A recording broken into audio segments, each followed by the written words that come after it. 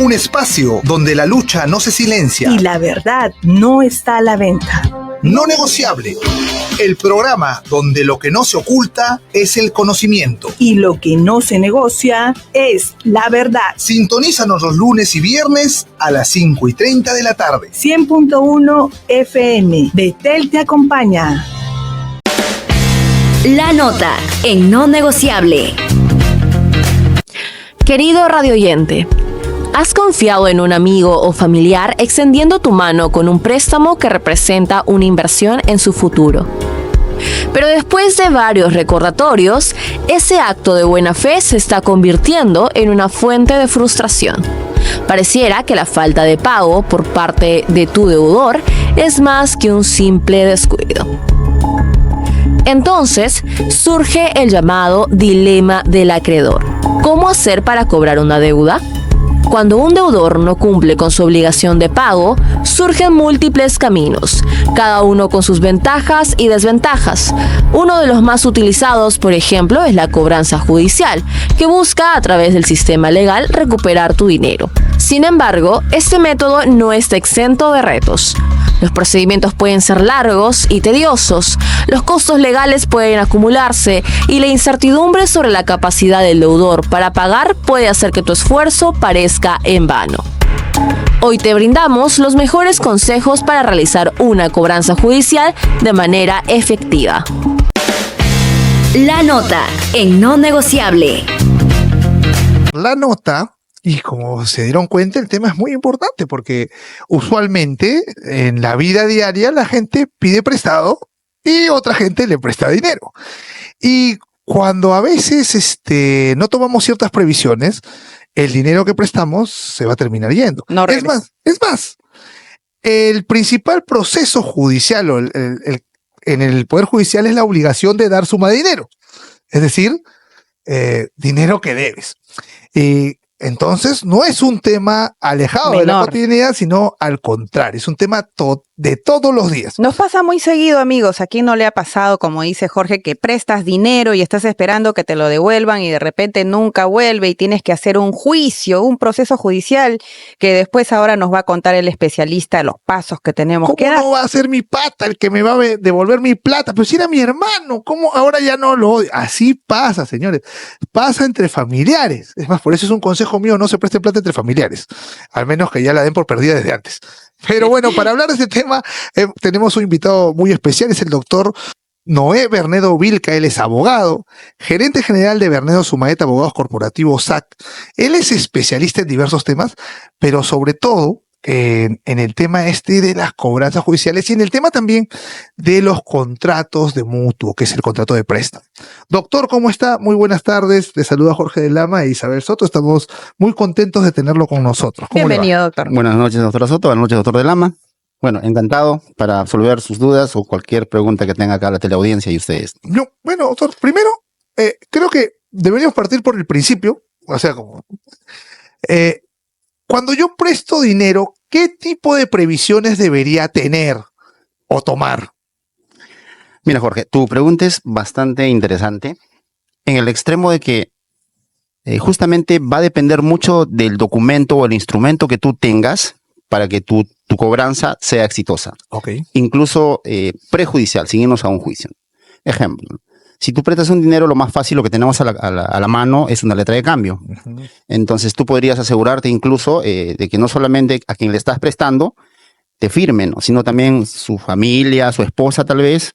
Entonces ya tienes dos firmas que tú, digamos, podrías asegurar con mayor grado, a diferencia de un contrato de mutuo, que si bien es cierto, contiene la deuda, sin embargo, no tiene, digamos, mayor eficacia que una letra de cambio. ¿Por qué no la tiene? Porque la letra de cambio, según el artículo 688, inciso 9 del Código Procesal Civil, está considerado como título ejecutivo. Okay. Es decir, cuando tú vayas al Poder Judicial, no necesariamente vas a pasar por un proceso, digamos, ordinario, que podría ser el abreviado, el sumarísimo, el de conocimiento, sino de frente te vas a un proceso único de ejecución. Previamente, antes a eso, podrías interponer una medida cautelar, pues sin que incluso inicies un proceso. Ah, sí, incluso inicie, es decir, no se va a enterar nunca el... Claro, esa medida cautelar es inopinada, pues, ¿no? Claro, claro. Y cuando me dices que es un proceso ordinario el otro, ¿es por qué? Porque van a revisar el contrato, van a revisar su validez, van a revisar si está, pero en cambio en el otro hay una especie de, no sé, pues de presunción de fidelidad de lo que dice el título de valores, es lo que es. Correcto. Es cierto lo que tú dices, Jorge. Cuando tú tienes un contrato común y corriente, incluso podría ser un contrato con firma legalizada, está sujeto a probanza. Sin embargo, el título ejecutivo, que dentro de ellos es la letra de cambio, el pagaré, entre el título ejecutivo también podría estar una acta de conciliación, una transacción extrajudicial. Eso solamente está sujeto a revisión de la formalidad nada más. Y el juez, de frente, ante la calificación de estos requisitos, saca un mandato ejecutivo o mandato de ejecución. ¿Qué tipo ordenando el pago. de proceso sería este, doctor? Porque en el derecho, para nuestros amigos también, para comentarles, hay procesos largos que son de conocimiento, otros son abreviados. Este es un tipo de proceso sumarísimo. ¿Qué proceso es? Es el proceso único de ejecución. Único de ejecución. Así Y se por llama. eso es mucho más célere que los demás. Correcto. Es un proceso Entonces ya lo saben. solamente se ejecuta nada más. Hay que ¿no? decirle a nuestros amigos, recordarles que las previsiones que tienen que tomar es un título ejecutivo, como la Un letra título de valor. cambio. Sí, Un título Correcto. valor. O un título valor, ¿no? Claro, Un título valor. y un tema. ¿Y estas medidas cautelares, de qué tipo son las que te puede otorgar el juez antes del proceso? Las medidas cautelares para específicamente, digamos, hacer efectivo una sentencia o un auto final en el caso del proceso único de ejecución y puedas, digamos, hacer efectivo tu cobranza, son los embargos, ¿no? Embargo. Medidas cautelares para futura ejecución forzada. Un embargo en forma de inscripción, un embargo en forma de retención, incluso un embargo en forma de secuestro conservativo que podría ser por la extracción de los bienes incluso de tu casa o de una empresa. Entonces son medidas cautelares un poco ya más gravosas que el juez las va a evaluar. Pero sin embargo, si tú tienes un título ejecutivo, como ya te mencioné, una letra de cambio o cualquier título que esté contemplado en el artículo 688 del Código Procesal Civil, o sea, el juez te las va a otorgar. Definitivamente, la gradualidad que se da en el otorgamiento de las medidas cautelares es en función al documento o en este caso al título de ejecución que tú presentas. Doctor, ¿qué es lo que dice nuestra Constitución, nuestra ley de leyes, nuestra Carta Magna en cuanto a las deudas? Porque sabemos que el artículo 2, el inciso 24c, dice: no hay prisión por deudas. Este principio no limita el mandato judicial por incumplimiento de deberes alimentarios. ¿Qué podemos hacer frente a eso, doctor? Efectivamente, la Constitución pues señala de una forma muy precisa que no hay prisión por deudas. La única excepción que hay es el tema de alimentos, ¿no? Que incluso se liquida a los devengados y consecuentemente se inicia un proceso O sea, penal. sí hay prisión por deudas. En el único caso, ¿no? En el único La caso, excepción a la regla, ¿no? en el único caso, pues, ¿no? Claro. Doctor, ¿y cuál es la diferencia entre una cobranza judicial y una cobranza extrajudicial? Porque usted al comienzo nos dijo que nos mencionó esas dos como que hubieran habido dos caminos. Correcto. Y que inclusive con un título de valor es posible que yo ya no llegue ni a la cobranza judicial, por lo que me está diciendo. ¿Por qué lo digo? Porque me imagino yo que con los embargos, antes de llegar a un proceso, yo creo que ya la persona ya está más suavecita, ¿no? Ya está más tranquila, más dócil para pagar, ¿no? Si le embargan las cuentas, ya está dócil. Claro. Dividamos esta respuesta en dos partes. Extrajudicialmente, por ejemplo, si tienes una letra de cambio, tú podrías concurrir a cualquier central de riesgo, ya, y registrar tu deuda aquí ya como morosa, ¿no? Entonces, ¿de qué forma perjudicarías? En estos tiempos, nosotros, cualquier persona, siempre concurre a los bancos, ya, para un préstamo. Entonces, si tú te la quisiste dar, digamos, de vivo, no le pagaste, pero tu acreedor va a la letra de cambio, registra en una central de riesgo. Entonces, cuando tú vas al banco a querer acceder a un préstamo, lo primero que le van a pedir es una constancia de no adeudo, o van a pedir un registro o un reporte a la central de riesgo, y ahí vas a estar registrado como moroso. Entonces, ese es un mecanismo, digamos, ya de presión que tú tienes, lo cual el banco, si está en un grado menor, le va a decir: ve y obtíneme la constancia de cancelación de esa deuda. Entonces, ahí el deudor te va a buscar. Claro. Ese es un mecanismo, digamos, extrajudicial, ¿no? Ahora, un mecanismo intermedio, sin irte a un proceso judicial, cuando tú, antes de iniciar un proceso judicial, trabas una medida cautelar como cualquiera de las que te mencioné, lo que va a ocurrir ahí es, vas a generar condiciones de negociación. ¿Por qué condiciones de negociación? A mí me tienes embargada mis cuentas en el banco, o me tienes embargado mi carro, ¿ya? Sé que tienes un embargo y, por ejemplo, solamente embargo en forma de inscripción. Sé que mañana podrías variarlo a un secuestro conservativo, es decir, mañana estoy manejando mi carro y me lo quitas. Entonces, Lo que yo voy a hacer es voy a concurrir hacia ti. Voy a decir, quiero negociar contigo, dame facilidades de pago o te voy a pagar, digamos, ponte que sea una deuda, no sé, de $2,000 y te digo, mira, hazme una rebaja, hagamos una transacción y te voy a cancelar en una sola armada o en una sola cuota $1,800. Entonces saldo mi deuda. Pero lo que has logrado con tu embargo en forma de inscripción o en cualquier tipo de embargo es una condición necesaria para que tu acreedor concurra a ti y pueda negociar contigo y pagarte, ¿no? Claro, porque si no te ha pagado cuando no había eso, no te va a pagar, Claro. no se va a acercar a ti, ¿no? Pero O sea, sí se va a sentir, digamos, presionado con el embargo. claro. ¿Y qué documentos firmas cuando tú ya pactaste con alguien extrajudicialmente algo? ¿Qué documentos? ¿Qué es lo que tienes que firmar para que conste allí y se cumpla? Lo que usualmente se firma es una transacción extrajudicial. Si has iniciado un proceso judicial, la transacción extrajudicial tiene que ser con firma legalizada, ¿no? O si no, un acta de conciliación, concurres a un conciliador, y el conciliador pues te expide el acta de conciliación, la copia certificada, lo presenta al Poder Judicial y homologa y concluye el proceso. Justo eso iba a preguntarle, doctor. Entonces es una materia conciliable el tema de las deudas. Pueden ir a un centro de conciliación el acreedor y el deudor y pueden convenir las reglas para poder pagar esa deuda, ¿es así? Correcto. Las obligaciones de dar suma de dinero son las obligaciones conciliables por excelencia.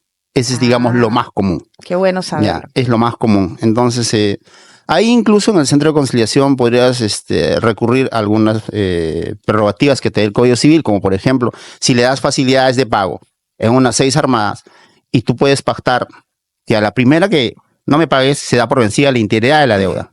Entonces, ahí tienes ya, digamos, expedito el derecho para que puedas concurrir al Poder Judicial a cobrar la integridad de la deuda. Pero Ya. otra vez te tendrías que demorar mucho o ya va directo con esto. Generalmente eso se aconseja cuando de repente no tienes nada, ¿no? Yo, un caso.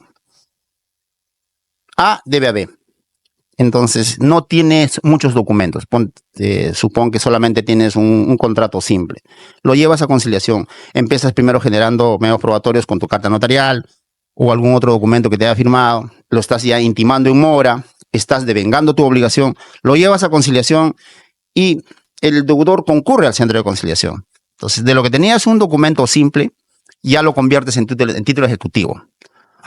Entonces, ya una vez que tengas el acta de conciliación, de repente con un cronograma de pagos, ya tienes digamos, el título ejecutivo para que puedas concurrir al Poder Judicial. Porque, doctor, también suceden casos en que, como decía Jorge, cuando hay préstamos entre familiares, tal vez pueda ocurrir que no hay documento cierto de por medio, no hay título valor, no hay un contrato, no hay nada, todo ha sido verbal. En esos casos, ¿también se puede ir a un centro de conciliación cuando ha sido todo verbal? Correcto. Esa es una pregunta bastante interesante y ocurre, ¿no?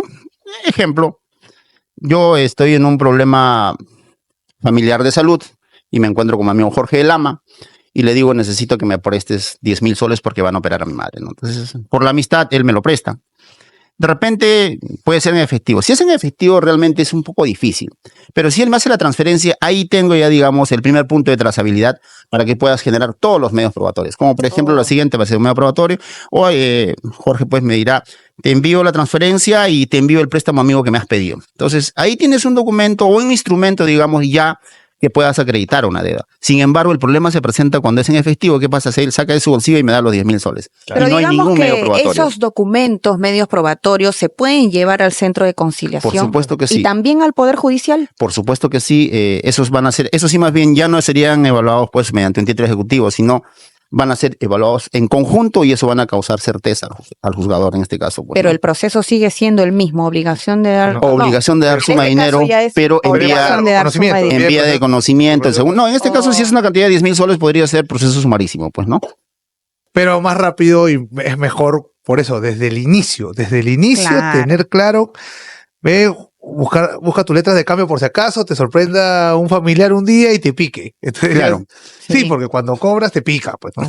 No digo que me pase, no estoy hablando mal de mi familia, pero de todo lo que hemos vivido, de todo lo que hemos conocido, sabemos que cuando cobras, te pican. O sea, lo normal es que te piquen. Entonces, que digan, oh, hermanito, préstame 300 soles, préstame 500 soles. Entonces, lo mejor es usar las letras, porque así también, como dice el doctor, se ahorra uno hacer un contrato también, porque Claro. la letra es suficiente. Es más práctico, ¿no? A veces las personas tienen, digamos, en su noción común y corriente, con todo respeto, dice, pues no, te voy a prestar algo de dinero, pero vamos para que sea notariado. O sea, un contrato de mutuo que sea con firma legalizada no es más eficaz o no es más ejecutable que una letra de cambio. Una letra de cambio es más ejecutable o tiene mayor grado de certeza que un contrato, por más que sea con firma legalizada, ¿no? Claro. Ya sabes, Jorge, cuando te pidan No, ya, yo letra de no doy cambio. hace tiempo que no doy, desde que estoy casado ya no hay de dónde tampoco. Desde que estoy casado con hijo no hay de dónde. Doctor, entonces hay dos vías, decía, ¿no? Una vía que es la extrajudicial y otra cobranza que es judicial y por supuesto, como dice el dicho, mejor un mal arreglo que un largo juicio, ¿no? Pero, ¿cuáles son estas deudas que pueden ser objeto de una cobranza judicial? Porque sabemos que en algunos casos no hay pruebas, no hay medio alguno, pero en algunos casos sí. Entonces van a variar los procesos. Correcto. Claro. ¿Cuáles son estos procesos judiciales que podría haber a razón de una deuda? Bueno, esto lo vamos a estructurar de la siguiente forma. Digamos, empecemos con un proceso que no tengamos nada. Solamente tengamos un dinero en efectivo, ya, y que Jorge me ha prestado. Vamos con este mismo ejemplo. Habrá de repente una intimación por parte de Jorge donde me dirá, amigo, ahora por el mecanismo del WhatsApp o de cualquier mensaje o incluso de las redes sociales, amigo, ¿cuándo me vas a devolver lo que me presté? Entonces yo le diré, bueno, amigo, espérame una semana más hasta que yo cobre el fin de mes. Ahí hay una especie de aceptación ya. Entonces se va a ir generando medios probatorios. Entonces, él otra vez de repente llega al fin de mes donde le he prometido, porque hay una promesa de pago, donde le he prometido que le voy a pagar y no le pago. Él seguirá comunicándose y me dirá, bueno, ¿sabes que no te he esperado lo suficiente? ¿Cuándo me vas a pagar? Yo digo, amigo, discúlpame, sabes que me he enfermado. Entonces ya vas generando varias respuestas que son, básicamente son aceptaciones de que yo tengo una deuda. Entonces, de repente, si ya no tienes nada, vas a tener que generar tus medios probatorios. Jorge me llamará y me pondrá una grabación de llamada donde me dirá, pues no, ¿sabes qué, Noé? ¿Te acuerdas de ver? Sí, discúlpame, Jorge, me he tenido problemas, pero yo te voy a pagar, te prometo que te voy a pagar y este mes sí te pago sin falta. Entonces ya yo generé la actividad probatoria, que si bien es cierto, no es lo mismo que un título ejecutivo, no es mismo que una letra de cambio, una transacción o algo por el estilo, pero ya tengo la prueba que la he creado, digamos, prácticamente de la nada, ¿no? Sobre eso me vendrá la carta notarial donde ya me intima en mora, y es muy importante esto de la carta notarial, aprovecho ya para tocarla. El Código Civil establece pues que si tú tienes pactado intereses moratorios, ya no es necesario que tú hagas nada. Sin embargo, de cualquier deuda, cuando tú lo intimas formalmente, Jorge de la Mama me enviará una carta notarial y me dirá, le requiero formalmente para que en plazo de 48 horas, 15 días, o bueno, lo normal es 3 días que te dicen, para que me pagues la deuda que me tienes en términos coloquiales, pues no. Y bajo procedimiento, iniciar las acciones legales. Esa frase de intimación en mora, ya, lo que genera ya son intereses moratorios, ya. Entonces, si tú no haces, por eso es muy importante esta figura de la carta notarial, que a veces antes en nuestros principios no entendíamos, pues, porque éramos estudiantes. Después ya se entiende con la experiencia de que lo que te genera la carta notarial es intereses moratorios, ¿no? Entonces, de modo tal que cuando tú te vayas a un juicio, realmente no solamente vas a cobrar tu deuda, sino vas a cobrar tus intereses.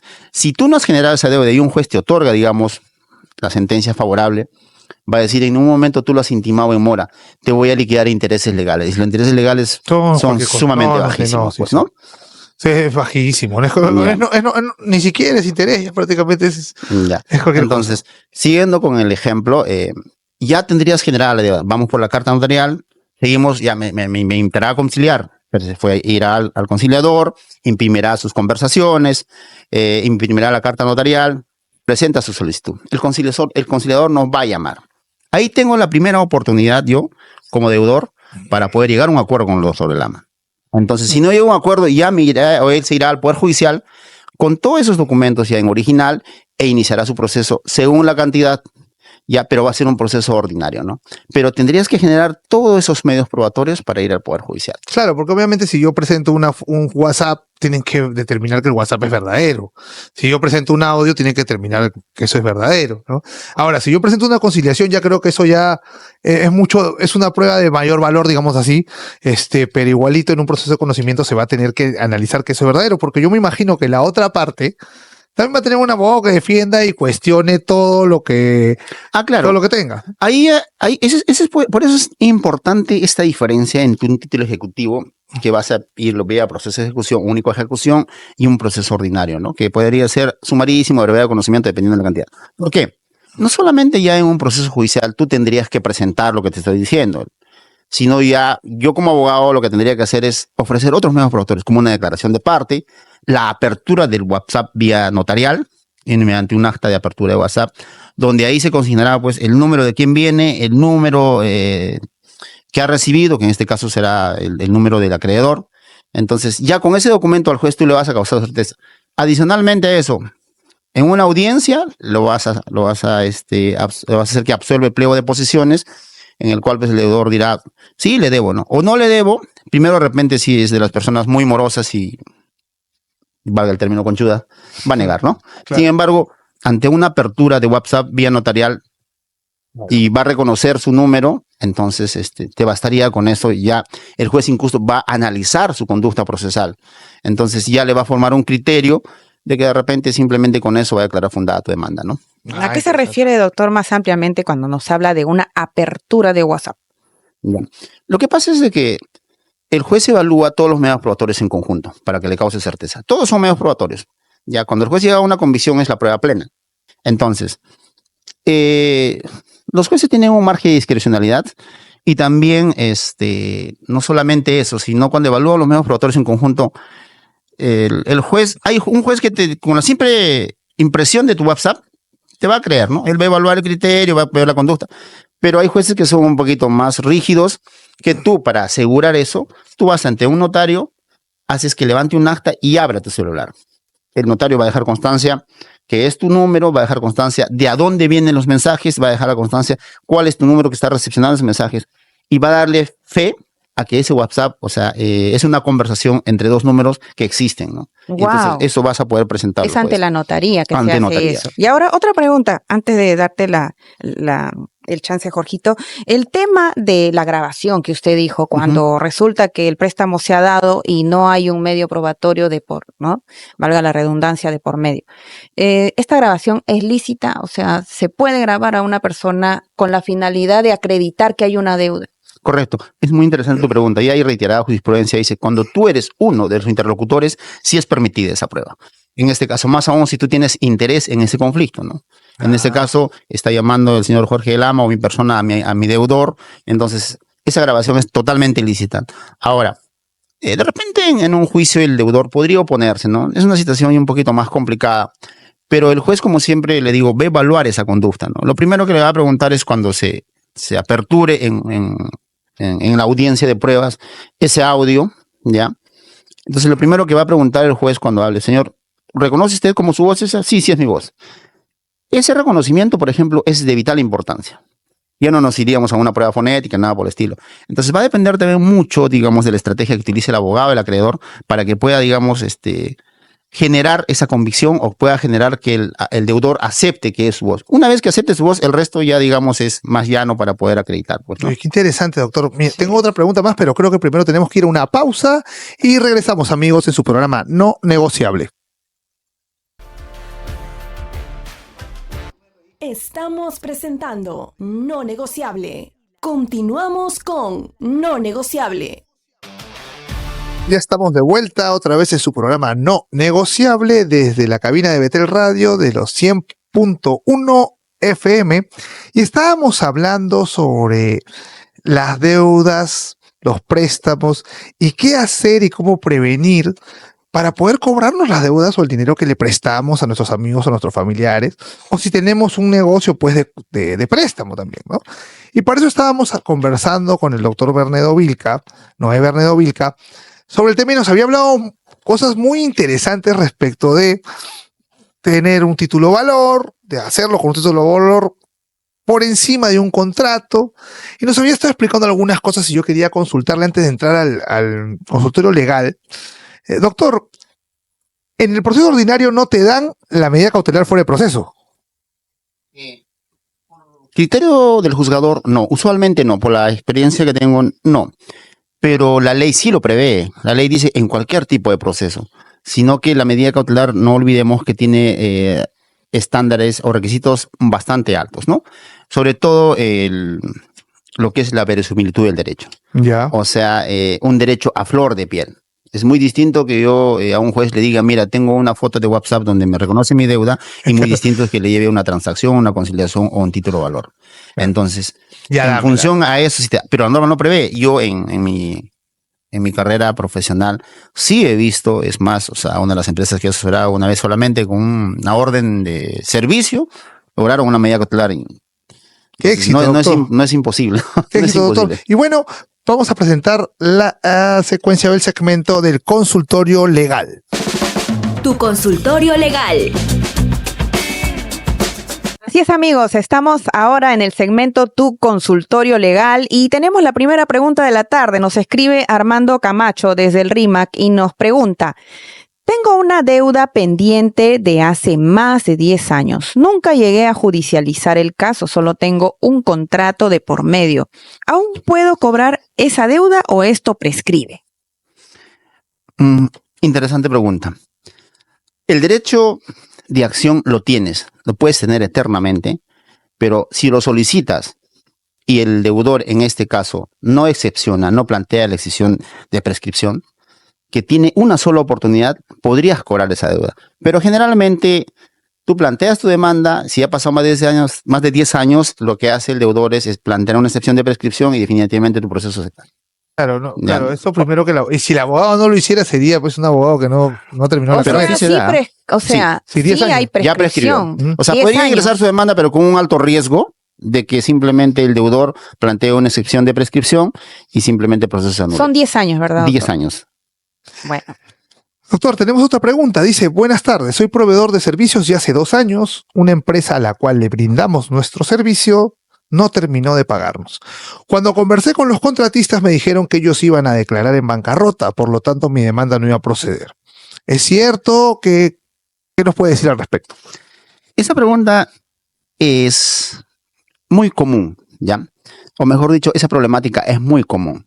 Entonces, acá viene de repente un poco la ética del abogado, ¿no?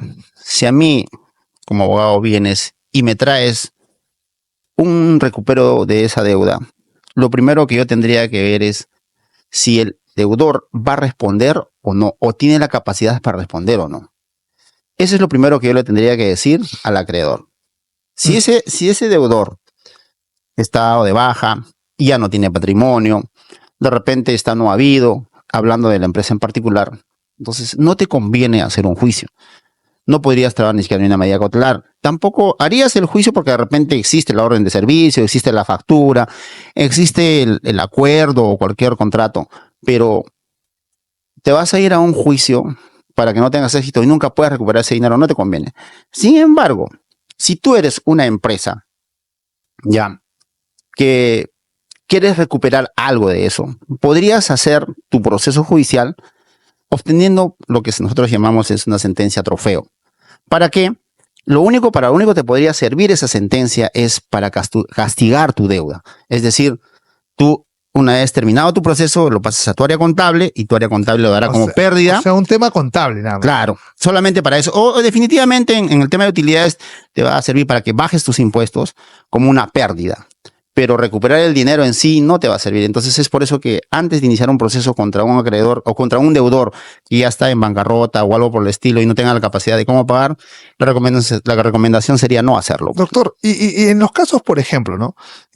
Ahora que estamos hablando acá del tema de la bancarrota, en los casos en los que tú te das cuenta que si yo cobro esta deuda, lo puedo llevar a un procedimiento concursal, porque lo estoy haciendo caer en bancarrota. Uh-huh. ¿Cuáles serían sus recomendaciones o qué cosas hay que ver, no? Porque el cliente a veces pues empuja, ¿no?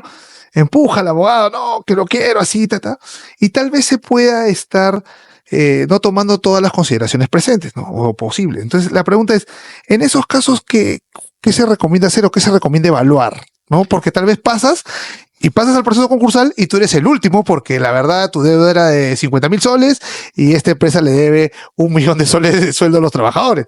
Me pongo en ese caso que existe, ¿ah? Claro.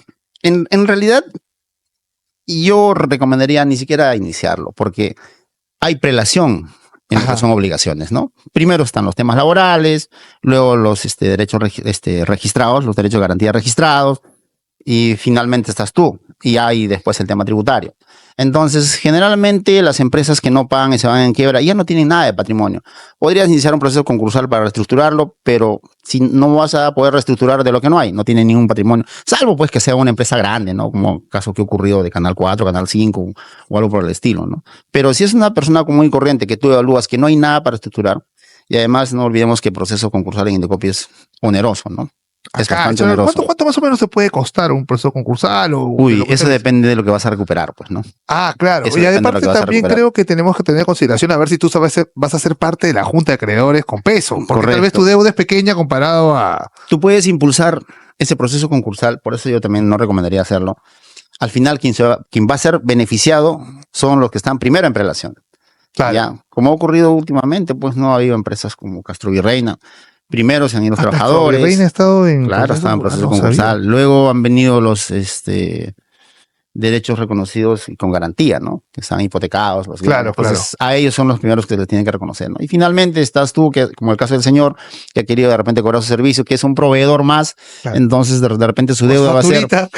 De repente su deuda es de 100.000, de 200.000, y mientras hay deudas de 1 millón, de 2 millones, que no te va a tocar Y nada. Ya al entró final, en- si entró inicia licuado. ese proceso, como se dice, nadie sabe para quién trabajar. Le hace Claro, un gran correcto. favor a los que Claro, están son los otros. antes en la Correcto. prelación de las deudas. Correcto. Y justamente hablando de ese tema, doctor, de procedimientos concursales, ¿no? De estructuración para poder cobrar. Y qué interesante saber también la prelación de a quienes les corresponde ser pagados primero, ¿no? Claro, Antes los incluso que la trabajadores. persona, los trabajadores. Ujú. He conocido casos en que se gana bien en un procedimiento, en un proceso en el Poder Judicial de derechos laborales. Ya tienen la sentencia, ya pueden cobrar, pero la empresa está en quiebra.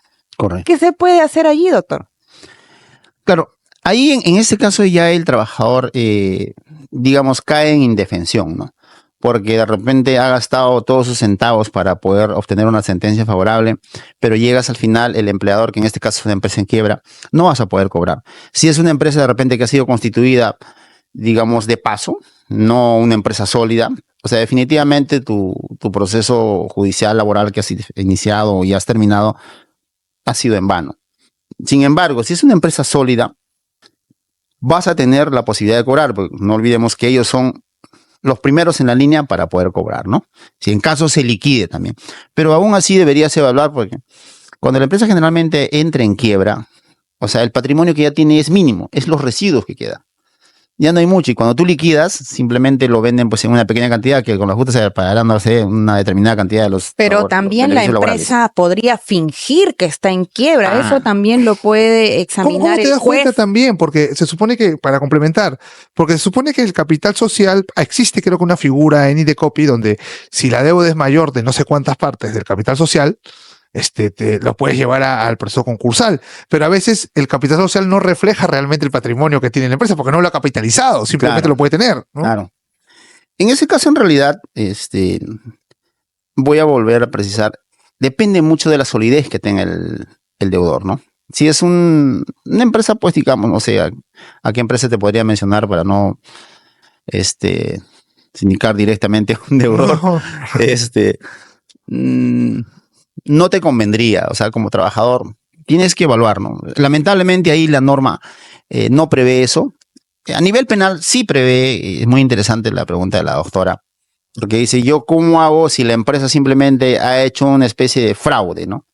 Ya, ha extinguido el patrimonio, entre comillas, de esta empresa y ha creado otra empresa y con esta empresa Así sigue es. cobrando. Ese también es un tema. Ya, ahí sí es Ya nos ponemos del lado del deudor. Lado- Cuéntame los claro, trucos. el tema penal, pero en el tema laboral sí es muy importante porque hay jurisprudencia respecto a la vinculación económica.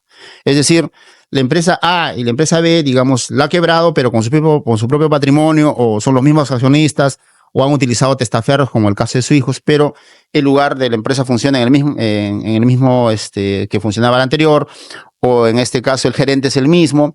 Entonces hay vinculación económica, y yo sí he tenido casos que lo que han terminado un proceso judicial que ha sido favorable, un proceso laboral me refiero, han ido y han embargado a la nueva empresa. Entonces, en esa parte sí le favorece al trabajador. Pero si en este caso el deudor laboral es digamos que ha hecho unos artificios bastante difíciles de poder detectar, ahí ya el trabajador caen en indefensión, pues porque no va a poder recuperar. La vía penal es una vía, pero muy difícil, ¿no? En Perú no... Ahora, doctor, se entiende que cuando tú llegas al proceso concursal siendo trabajador, ni siquiera te representas a ti mismo, sino que el ministerio te pone un representante. Entonces, Correcto. ya no, ni siquiera tú puedes tomar decisiones, simplemente estás a la espera de lo que él pueda decidir, ¿cierto o no es cierto? Sí, correcto. Eso es así. Lo otro que quería preguntarle, doctor, ya nos hemos puesto en el lado del acreedor muy bien, porque es lo justo, pero creo que podría ser picante que nos pongamos en el lado de deudor.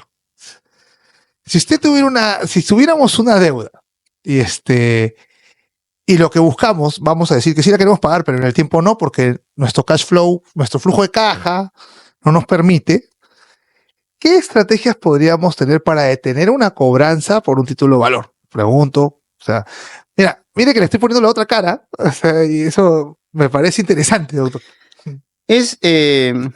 Acá tenemos que partir de un punto bastante importante, la buena fe. Si tú como deudor tienes la voluntad de pago, pero también, por el otro lado, eres una empresa. Vamos a hablar de una empresa pequeña, que tengas 20 trabajadores. Yo sé que ya se me viene una cobranza por parte tuya, vas a bloquearme las cuentas, no voy a poder pagar mi planilla. Lo primero que tengo que hacer es, de buena fe, sentarme contigo y de repente financiar esa deuda, ¿no? O acá viene también la estrategia, ya, digamos, del gerente, del administrador, que pueda generar con el acreedor. ¿Ya? Entonces el acreedor, lo que yo haría en este caso es recomendar un fraccionamiento, ¿no? O tal vez, para de una vez solucionar el problema, reducir la deuda.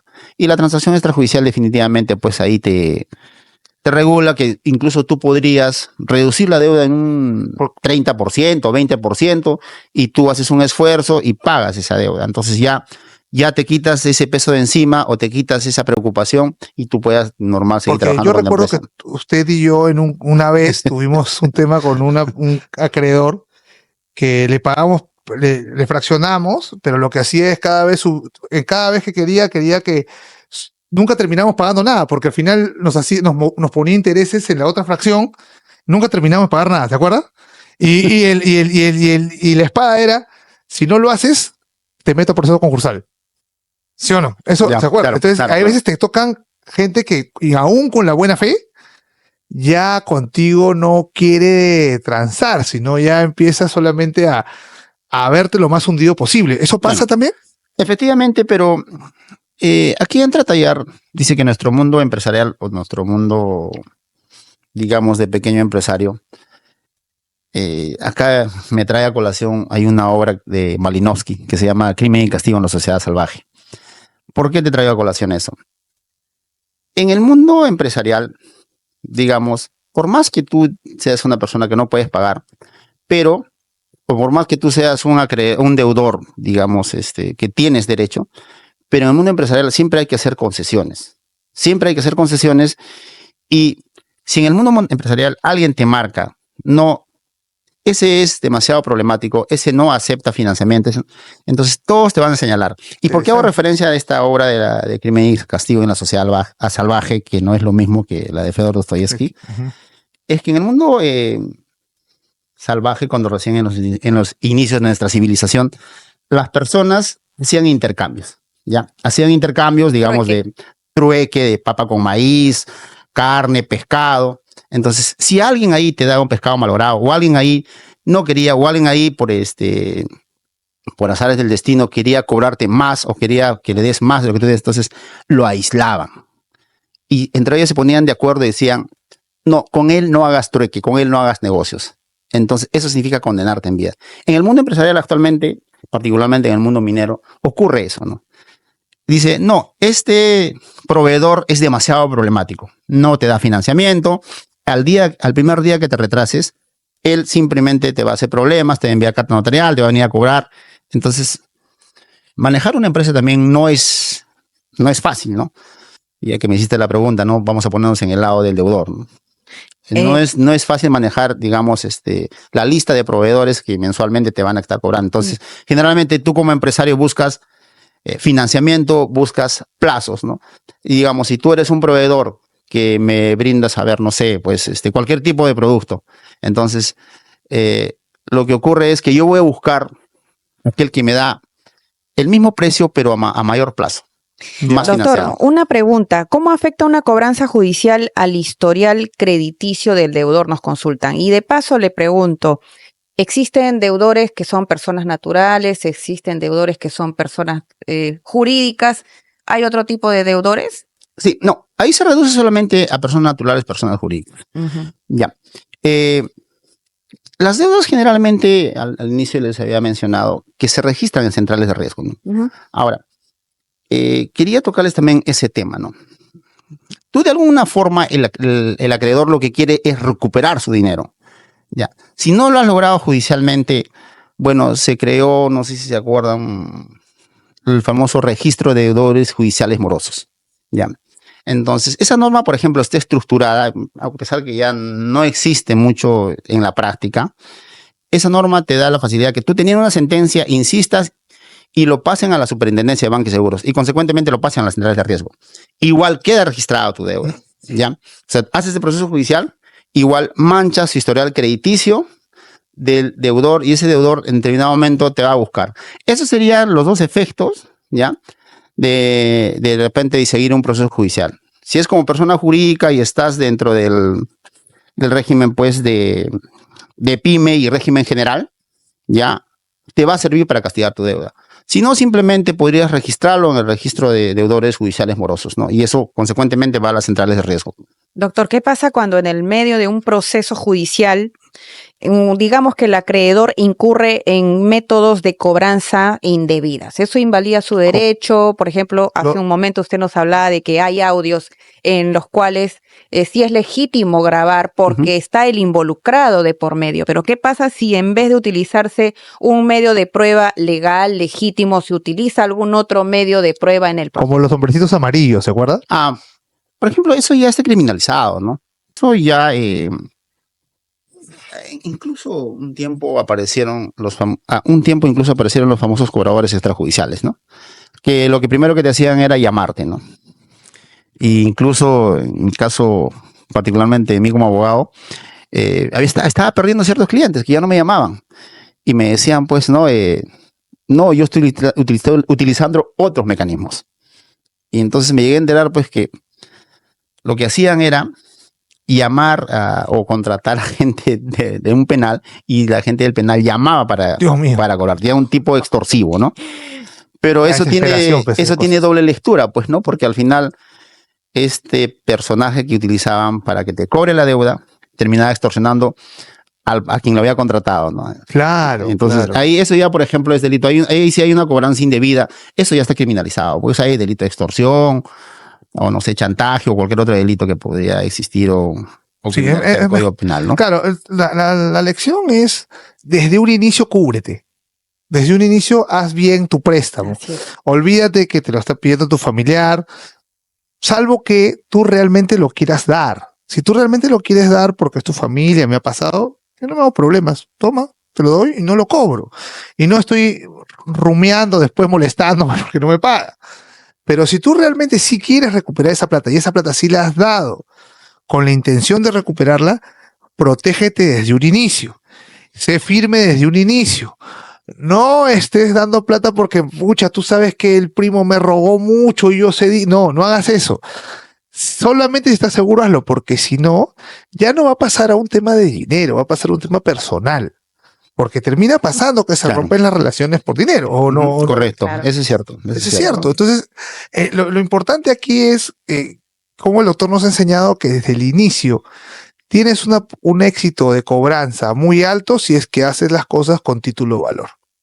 Doctor, y usted, siendo abogado, ve que hay algunas deficiencias en la ley, algunas cosas que se puedan mejorar para poder garantizar el pago, o simplemente es la exhortación a estas personas que hacen préstamos de poder protegerse, como dice Jorge, desde el inicio. Bueno, son las dos cosas, ¿no? La previsión que tienes en estos tiempos, porque ya todos sabemos que la buena fe y la confianza en estos tiempos a veces ya no es una virtud, es un defecto, ¿no? Ya en nuestra sociedad un poco como que su pensamiento ha cambiado y se ha desnaturalizado. Y lo otro es, decía, creo que fue Miguel de Unamuno, cuando se cruzaba el umbral de la puerta del Palacio de Justicia. decía, he aquí yace el Palacio de Justicia. Todo aquel que cruce este umbral, que pierda toda esperanza de justicia. Importante ese dicho, porque el Poder Judicial, uno de los problemas que tiene es que demora, ¿no? Ya sea porque tiene demasiada carga procesal o ya sea también porque hay funcionarios deficientes, como que también hay funcionarios o jueces muy, muy eficaces, muy eficientes, ¿no? Caso, cuando se creó recién los juzgados comerciales, tuve la oportunidad yo de litigar, o sea, medidas cautelares sacadas en 5 días. Wow. Wow. Cuando recién se creó, creo que fue financiado por el Banco Mundial, pusieron a los mejores jueces, eran muy expeditos, pero ya una vez que subió la carga procesal y aumentó la aumentó la cantidad de jueces, ya no eran creo 5 juzgados, eran más juzgados comerciales. Obviamente venían jueces no especializados y por la praxis y la experiencia ahora hay medidas cautelares que las otorgan en 3 meses, 4 meses, 5 meses, 6 meses. Y ya no tienes ¿qué vas a justicia. cautelar? Ahí no vas a cautelar nada. Ya el deudor protegió sus bienes, hizo transferencias y ya no le puedes cobrar nada, pues, ¿no?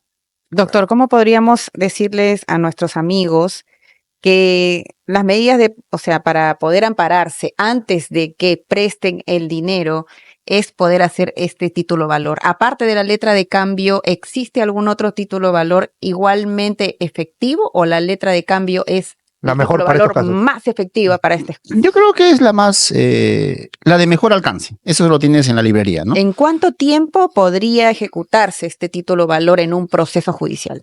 Ya primero partiríamos del vencimiento, ¿no? Si tú le has prestado a alguien o está conteniendo una obligación de pago de acá, no sé, en 3 meses, a partir de ese momento, pues las letras de cambio incluso ya vienen con cláusulas estipuladas. Una de ellas es la exoneración de protesto. Ya, o sea, no lo tienes que llevar al notario a protestar.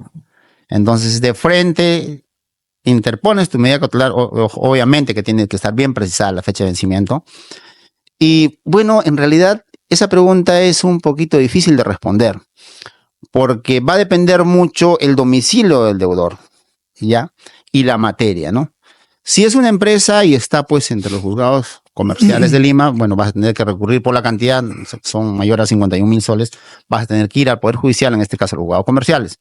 De algún modo otros son más céleres. Hay juzgados, por ejemplo, de Salvador, de Ate Vitarte, de Caraballo, que por la misma carga procesal demoran más, ¿no? Y es más, o sea, por ejemplo, he tenido experiencia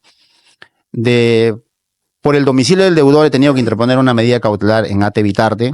Los jueces no conocían, por ejemplo, estos títulos ejecutivos, documentos de renta impaga, ¿no? Ya que venía de una empresa. Los documentos de renta impaga, por ejemplo, es lo mismo que un título ejecutivo o con una letra de cambio, pero de distinta forma, ¿no? Entonces, ellos, por ejemplo, demoraban más. Y es más, pues he tenido la oportunidad de que me han declarado improcedente la medida cautelar. Ya, entonces, aterrizando un poco la respuesta, depende mucho del lugar, el juez que te toque. Depende mucho. Hay juzgados, por ejemplo, hay módulos que no están tan bien estructurados, tienen falencias, deficiencias, y eso ya es parte, digamos, de la estructura del Poder Judicial. Doctor, pero ¿qué puedes hacer o qué se debería mejorar en la legislación cuando la persona baja su domicilio fiscal y ya no tiene domicilio, la persona jurídica, pero sigue operando? También nos ha pasado. También, ¿sí o no? También estaban operando en otro lado, esta minera está operando en otro lado, pero simplemente había cerrado la oficina. Claro. Y, entonces, y el problema fue que ya no la podían notificar.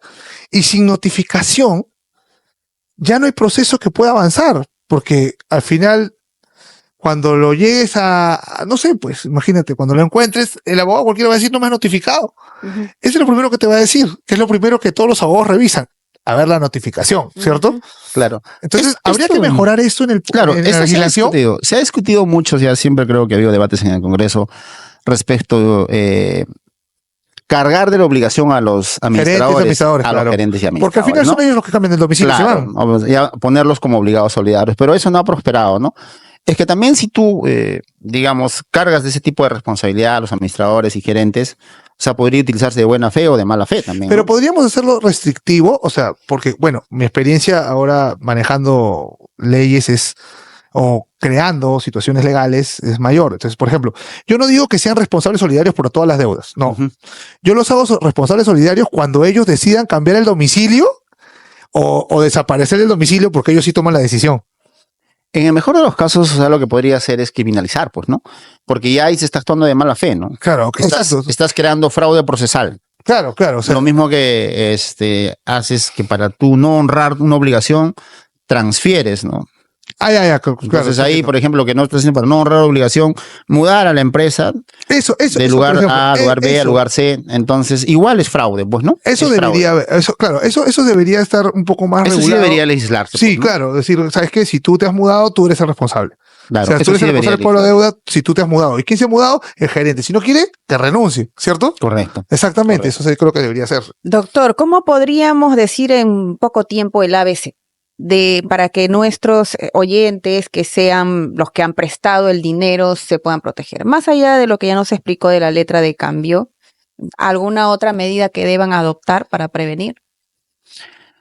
Yo creo que acaba el tema de seguridad, pues, ¿no? El dinero, por la propia naturaleza, siempre trae conflictos, ¿no? Siempre trae conflictos y al margen de que puedas asegurar tu deuda con cualquier documento, el más efectivo, saber a quién lo prestas, ¿no? Ahí entra a tallar tu libertad contractual. Con Esencial. quién decides contratar, ¿no? Con quién decides contratar. Porque las condiciones ya se han generado. Pero antes de eso no nos olvidemos que la libertad contractual plasmada en nuestra Constitución tiene dos vertientes. La primera, con quién contratar, y la segunda, en qué condiciones contratar. Entonces yo me iría más que toda la primera, ¿no?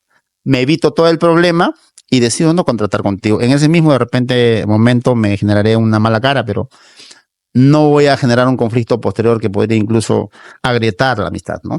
Claro que sí. Doctor, muchas gracias. Nos ha encantado estar con usted y aprender gracias a tanto. Y ustedes. esperemos que nuestros oyentes hayan escuchado tanto y que no sea la última vez. Nos vemos en la próxima Gracias, edición del doctor. programa No Negociable, Nos aquí vemos, por amigos. 100.1. Betel te acompaña. Así es. Sintonízanos los lunes y viernes a las 5:30 de la tarde. 100.1 FM. Betel te acompaña.